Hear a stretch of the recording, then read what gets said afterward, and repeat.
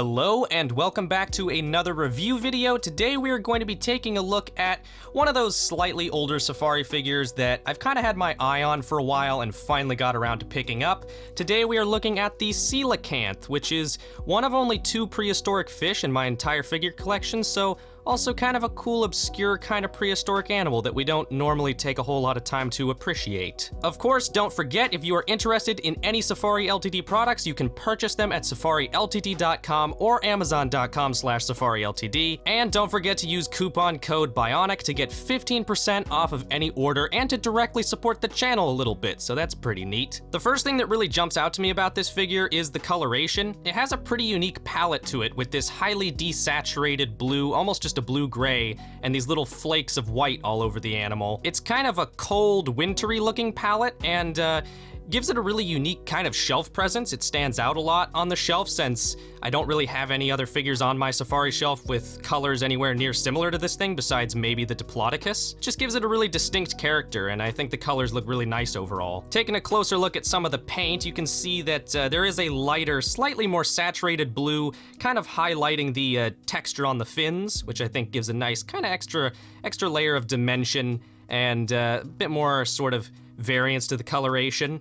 You can also see that the eyes have almost a cloudy look to them, almost like the animal is blind or has some sort of disease or something like conjunctivitis, which is a disease some animals can get where their eyes literally cloud over and they kind of become blind, or at least partially blind, depending on the severity.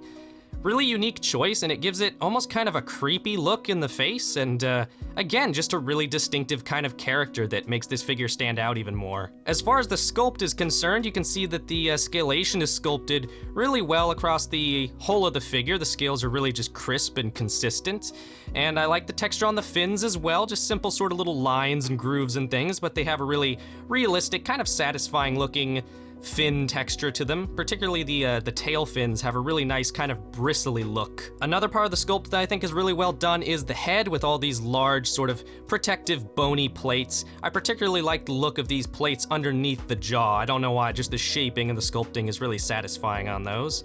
You can also see that the teeth have been sculpted and painted quite well despite how small they are.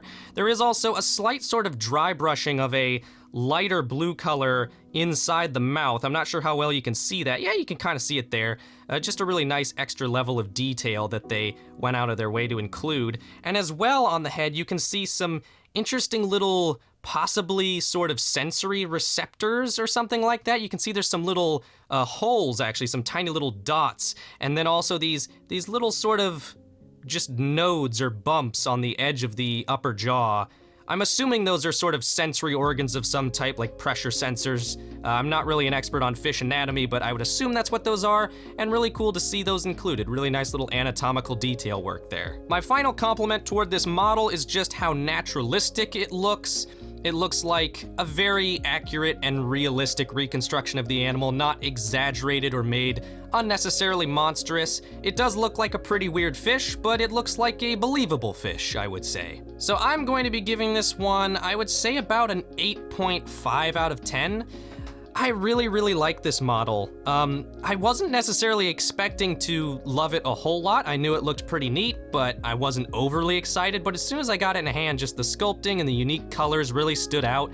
And it's really nice to have another just very well put together, well designed prehistoric fish in the collection. So for a quick size comparison before we go, I am going to bring out, as usual, the Safari Eutyrannus, and for this one I'm also going to bring out the Dunkleosteus so that we can see my only 2 prehistoric fish figures together at the same time. And they do make a pretty nice looking pair, even though this is not accurate at all in terms of scale, and I don't even know if these fish ever lived at the same time. They probably didn't, I have no idea, but they look kind of cool, and it's neat to have more than one gnarly looking prehistoric armored fish on the shelf. Thank you very much for watching, and I will see you all next time.